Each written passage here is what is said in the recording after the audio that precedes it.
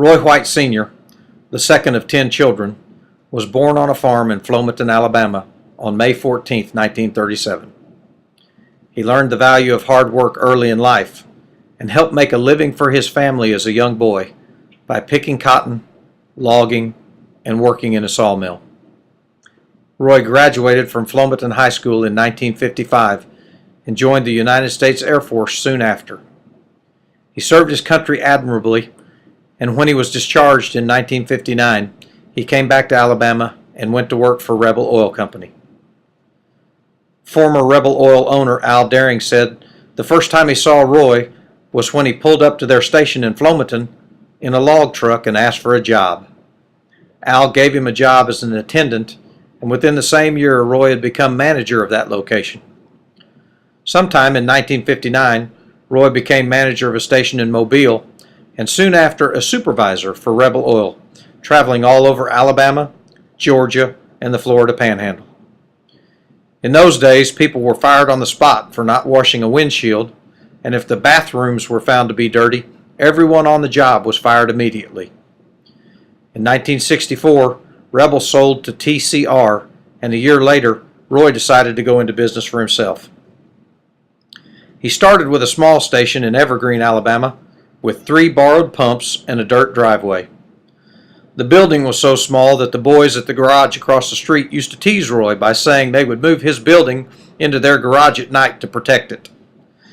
In 1968, Roy sold this location and moved to Atmore, where he started 3 more locations and a dealer operation. Roy was a big believer in independent brands. He found value in having multiple suppliers and was not afraid to compete against the big boys with the major brands. He also saw the need for the independent oil marketers to have their own trade association and was an active member of the Independent Oil Marketers Association of Alabama, serving as IOMAA's president in 1982 and 1983.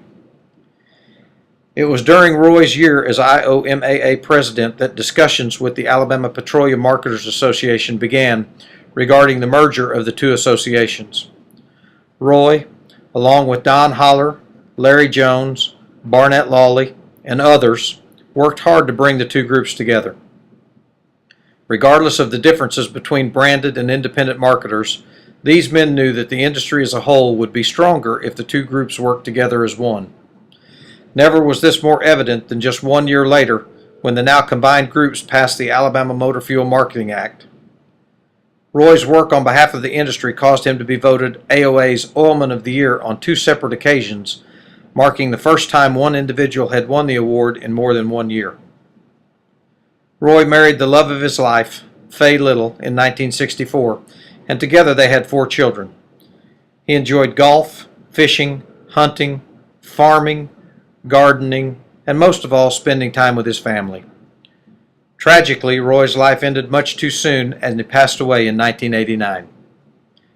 After starting with one tiny station on a dirt driveway with 3 borrowed pumps, at the time of his death, Diamond Gasoline Stations had grown to 13 company-operated locations and was one of Alabama's leading independent petroleum marketing companies. Accepting the award tonight on behalf of the White family is Roy's son, Mr. Roy White, Jr.